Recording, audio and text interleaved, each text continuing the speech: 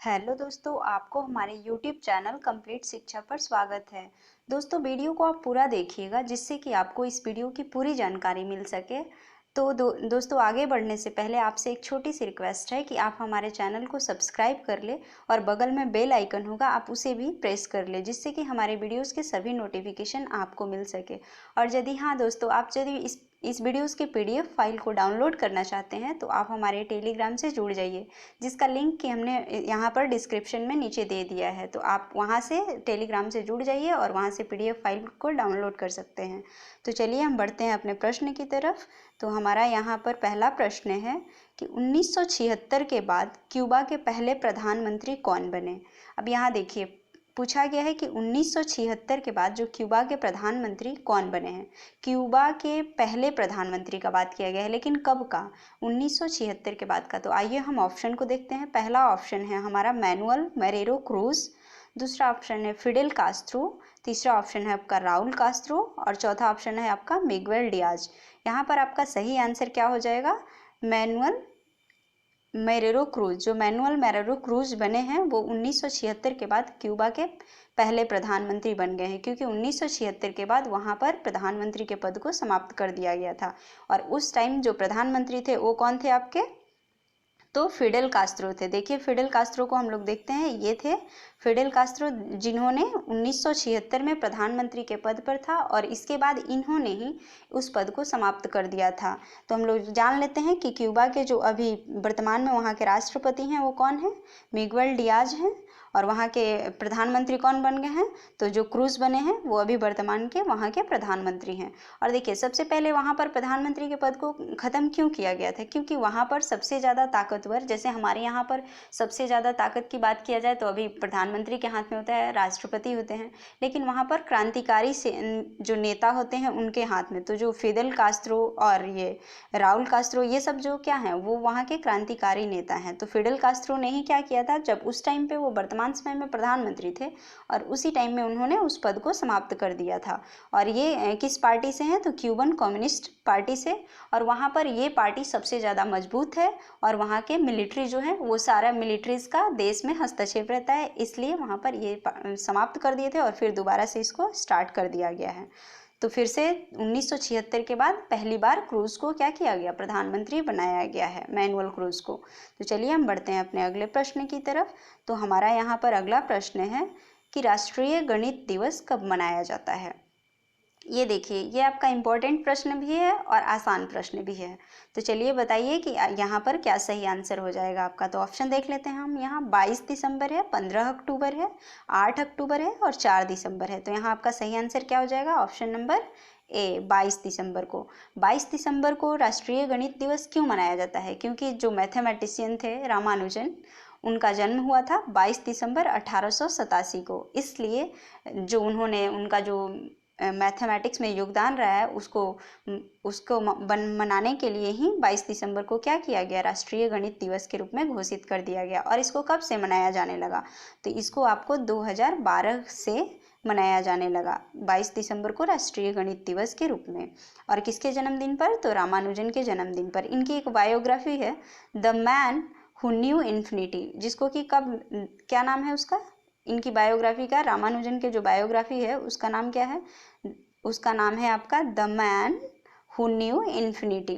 उसकी स्थापना, उसको जो पब्लिश कब किया गया था? तो 1991 में पब्लिश किया गया था।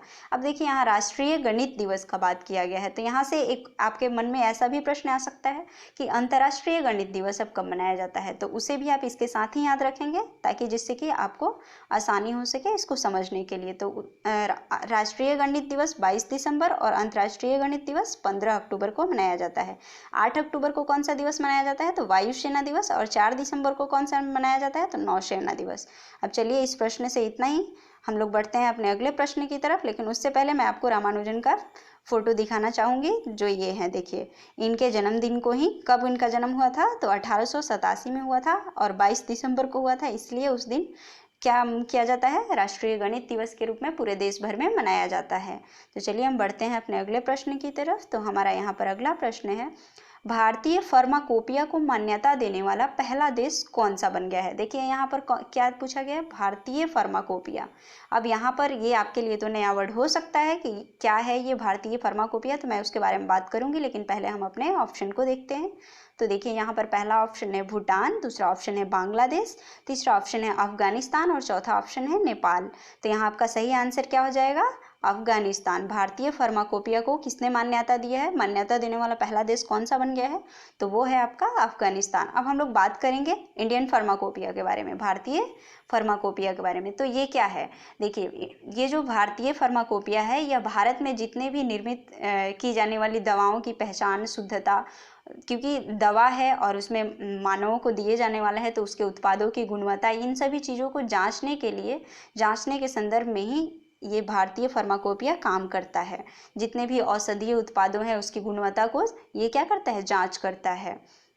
तो ये अब आप इससे समझ गए कि भारतीय फार्माकोपिया क्या है और उसको किसने मान्यता दी है, कौन सा देश पहला देश बना है, तो वो है आपका अफगानिस्तान। हम बढ़ते हैं अपने अगले प्रश्न की तरफ। तो देखिए यहाँ पर अगला प्रश्न है हमारा, भारतीय तटरक्षक बल ने किस राज्य में प्रदूषण प्रतिक्रिया स्वच्छ समुद्र NW 2019 का आयोजन किया। देखिए ये जो है स्वच्छ समुद्र NW 2019, ये क्या है, एक प्रदूषण प्रतिक्रिया है। प्रदूषण पे रोकथाम के लिए यह एक योजना बनाया गया है, कह सकते हैं कि यह एक योजना का नाम है। किसने किया है वो इसका आयोजन, भारतीय तटरक्षक बल ने किस राज्य में किया है, ये प्रश्न आपसे पूछा गया है। तो हम आइए ऑप्शन को देख लेते हैं। तो हमारा ऑप्शन यहाँ पर क्या है, गुजरात है, पंजाब है, हरियाणा है, उत्तर प्रदेश है। तो यहाँ आपका सही आंसर क्या हो जाएगा, गुजरात, क्योंकि भारतीय तटरक्षक बल ने कच्छ में, कच्छ के तट पर जो क्या किया है, स्वच्छ समुद्र NW 2019 का आयोजन किया है। और इसको क्यों किया है, तो इसका मेन उद्देश्य जो है कि तेल प्रदूषण की जो घटनाएं होती हैं उससे क्या होता है, उसको मतलब सही करने के लिए, सुदृढ़ बनाने के लिए कि वो घटनाएं नहीं हो, और यदि हो भी तो वैसे तटरक्षक बल उसको कैसे सही कर सके, कैसे उस टाइम पे किस तरीके का काम करे जिससे कि लोग प्रदूषण को कम किया जा सके। इन सभी चीज़ों को ट्रेनिंग देने के लिए क्या बनाया गया, स्वच्छ समुद्र 2019 का आयोजन किया गया है। और कहाँ पर किया गया है ये, तो ये आपका कच्छ, गुजरात में किया गया है। क्योंकि 70% से भी ज़्यादा जो इंडिया आयात करता है तेलों का, वो किस रास्ते से करता है, तो कच्छ के खाड़ी के क्षेत्र से ही किया जाता है। तो उस टाइम में टैंकर से जो तेल आते हैं तो रिसाव होता है, फटता है। यदि ऐसा होता है तो उससे बचाव कैसे किया जाए और उस टाइम में किस तरीके से तटरक्षक बल तैनात रहे, तैयार रहे कि ऐसी घटनाओं को ख़त्म करने में वो सक्षम हो जाए। तो इसलिए क्या मनाया गया है, स्वच्छ समुद्र NW 2019। और कहाँ मनाया गया है, तो गुजरात में। अब हम लोग बात करेंगे भारतीय तटरक्षक बल के बारे में। तो देखिए भारतीय तटरक्षक बल का जो स्थापना किया गया था वो क्यों किया गया था, तो जितना भी भारतीय समुद्र की सुरक्षा करने के उद्देश्य से ही भारतीय तटरक्षक बल का स्थापना किया गया था। और कब किया गया था वो आपका, तो 18 अगस्त 1978 को किया गया था। और इसका एक मोटो भी है, वो क्या है, वयम रक्षामः। वयम रक्षामः का हिंदी में आपका अर्थ हो जाएगा हम रक्षा करते हैं। अब इसकी स्थापना कब हुई थी, 18 अगस्त 1978 को हुआ था। किसकी स्थापना, भारतीय तटरक्षक बल की स्थापना। और इसका हेडक्वार्टर कहाँ है आपका, तो नई दिल्ली में है। अब बात करेंगे हम लोग गुजरात के बारे में। तो गुजरात का जो आपका कैपिटल है गांधी, अमित शाह जी गांधीनगर से ही हैं।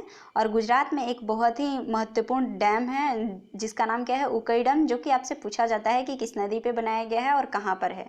तो उकई डैम जो है वो ताप्ती नदी पे बनाया गया है और गुजरात में ही है। और देश का पहला केरोसिन मुक्त जिला कौन सा बन गया है, तो गांधीनगर बन गया है। गांधीनगर जो कि अमित शाह का क्या है, कंस्टिट्यूएंसी है, कहाँ, गांधीनगर। और वही क्या है, भारत का प्रथम केरोसिन मुक्त जिला बन गया है। अब बात करेंगे गुजरात के राज्यपाल के बारे में। तो राज्यपाल वहाँ के आचार्य देवव्रत हैं और वहाँ के मुख्यमंत्री कौन है, विजय रूपानी।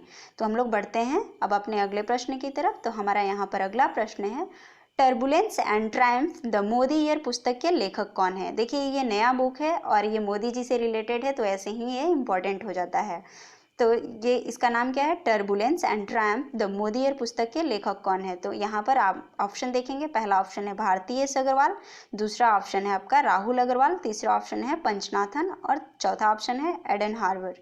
तो देखिए इसके लेखक कौन है, तो भारती एस अग्रवाल और भारती एस प्रधान और राहुल अग्रवाल, ये दोनों जो हैं कौन सा बुक लिखे हैं, turbulence the tramp the Modi year पुस्तक के लिखे हैं। और इसमें क्या है देखते हैं, इसमें किसके बारे में बात किया गया है। तो इसमें जो मोदी जी जब यूथ थे, जब यंग थे, वो उस टाइम से लेकर के उनकी जो अभी तक का 14वें प्रधानमंत्री बनने तक का जो सफ़र रहा है वो किस तरीके का रहा है, वो कैसे कैसे दिनों से पार करके यहाँ तक पहुँचे हैं, उनके बारे में मतलब उनकी पूरी बायोग्राफी वहाँ से लेकर के किया गया है। तो उसके बारे में बात किया गया है। और कौन लिखे हैं, तो राहुल अग्रवाल और भारती एस प्रधान ने लिखा है। इसके लेखक कौन है, राहुल अग्रवाल और भारती एस प्रधान। तो चलिए हम बढ़ते हैं अपने अगले प्रश्न की तरफ। तो हमारा यहाँ पर अगला प्रश्न है, फीफा ने किसे टीम ऑफ द ईयर चुना है। यहाँ पूछा है आपसे कि फीफा ने किसे टीम ऑफ द ईयर चुना है। तो यहाँ ऑप्शन हम देखते हैं, पहला है फ्रांस, दूसरा है बेल्जियम, तीसरा है आपका भारत और चौथा है रूस। यहाँ आपका सही आंसर क्या हो जाएगा, बेल्जियम हो जाएगा। बेल्जियम लगातार दूसरी बार क्या किया गया है, लगातार दूसरी बार टीम ऑफ द ईयर इस बार भी 2019 में भी चुना गया है। क्यों, क्योंकि ये हमेशा से टॉप पर रहा है, फीफा के रैंकिंग में टॉप पे बना हुआ है, तो इसलिए ये लगातार 2 बार से टीम ऑफ द ईयर रहा है बेल्जियम। अब हम लोग बात करेंगे फीफा के बारे में। फर्स्ट नंबर पे तो बेल्जियम रहा है रैंकिंग में, सेकंड नंबर पे आपका फ्रांस है और थर्ड नंबर पे आपका क्या है, ब्राज़ील है। तो चलिए हम देखते हैं फीफा के बारे में कि फीफा क्या है। तो फीफा का आपका फुल फॉर्म होता है, क्या होता है, तो federation international D football association, जिसका हेडक्वार्टर आपका कहाँ है, ज्यूरिख स्विट्जरलैंड में है। इसका हेडक्वार्टर आपसे पूछा जाता है बहुत से एग्जाम में, तो इसलिए आपको याद रखना चाहिए। अध्यक्ष इसके कौन है, फीफा के अध्यक्ष कौन है, तो गियानी इन्फेंटिनो इसके अध्यक्ष हैं। और इसकी स्थापना कब हुई थी, 1904 में हुई थी। फीफा का फुल फॉर्म याद रखेंगे, federation international D football association. और इसका जो मोटो है वो क्या है, for the games for the world. इसका मोटो क्या है, for the games for the world.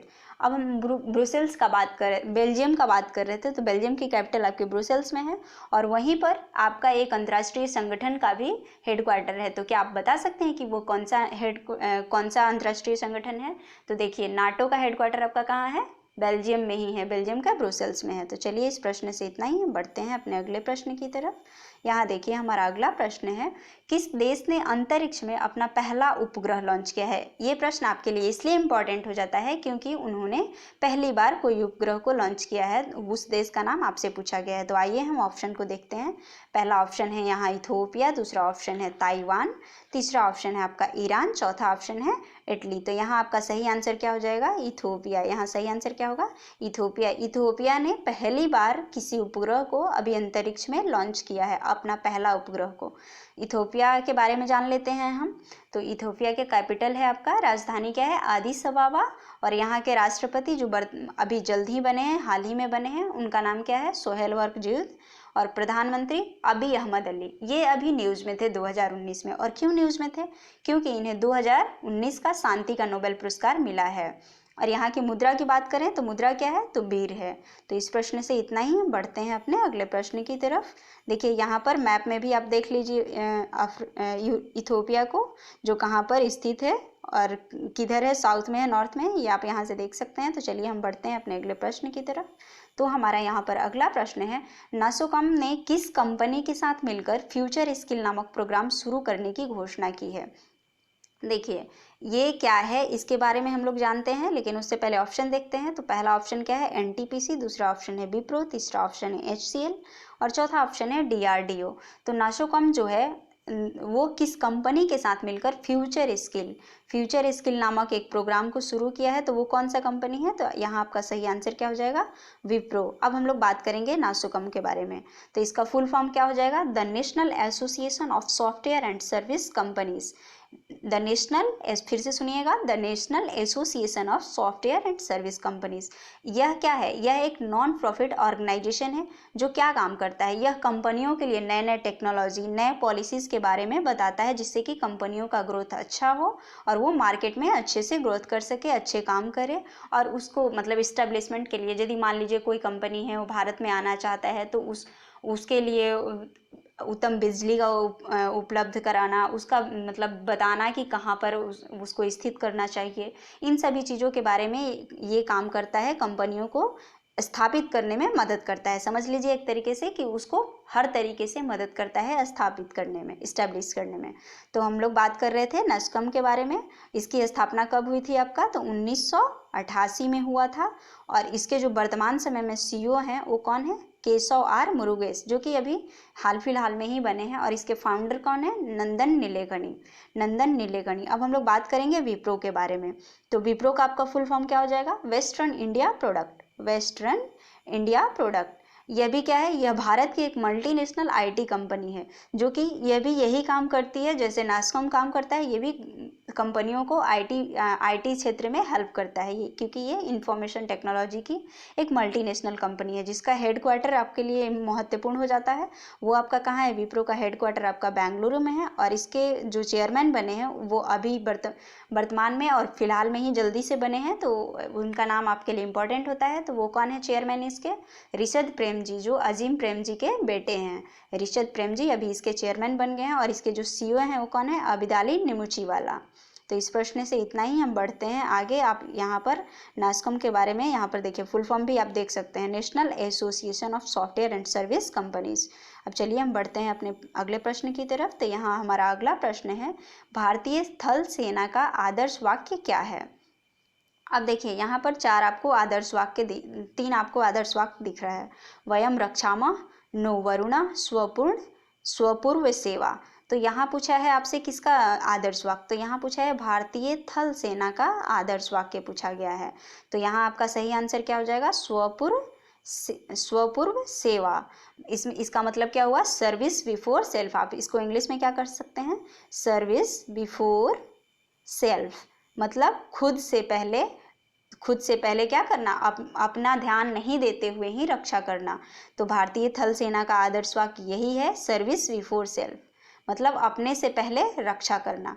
थल सेनाध्यक्ष अभी वर्तमान में हमारे कौन बने हैं? मनोज मुकुंद नरावने, अभी ये जल्दी बने हैं। और आपसे पूछा जा सकता है कि थल सेना के अभी वर्तमान में अध्यक्ष तो हैं ये। और नौसेना का आदर्श वाक्य क्या है? तो नो वरुणा। नौसेना का आदर्श वाक्य क्या है आपका? नो वरुणा। और नौसेना दिवस आपको कब मनाया जाता है? तो वो 4 दिसंबर को मनाया जाता है। और नो वरुणा का अर्थ क्या होगा आपका? पानी का स्वामी हमारे लिए शुभ है। नौसेना का क्या हो जाएगा आपका आदर्श वाक्य जो है? नो वरुणा, जिसका अर्थ क्या है? पानी का स्वामी हमारे लिए शुभ है। तो इस प्रश्न से इतना ही। बढ़ते हैं अपने अगले प्रश्न की तरफ।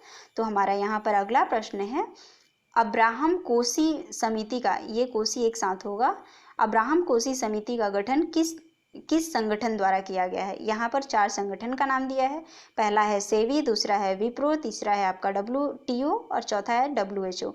तो किसके द्वारा कोसी समिति का गठन किया गया? तो वो किसके द्वारा किया गया है? सेवी के द्वारा। सेवी का फुल फॉर्म क्या हो जाएगा? Stock exchange board of India हो जाएगा। सेवी, यहाँ बी होना चाहिए था।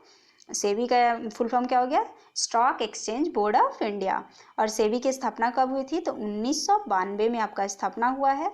और जिसका हेडक्वार्टर कहाँ पर है? मुंबई में है। और इसके चेयरमैन कौन है अभी?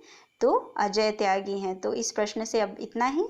यदि आपको हमारी ये वीडियो अच्छी लगी हो तो आप इसे लाइक करें, अपने दोस्तों के साथ शेयर करें, जिससे कि ज़्यादा से ज़्यादा लोगों को इसका फ़ायदा मिल सके। और हमारे चैनल को सब्सक्राइब भी कर लें। तो आज के लिए बस इतना ही। मिलते हैं अगले वीडियोज़ में। Thank you.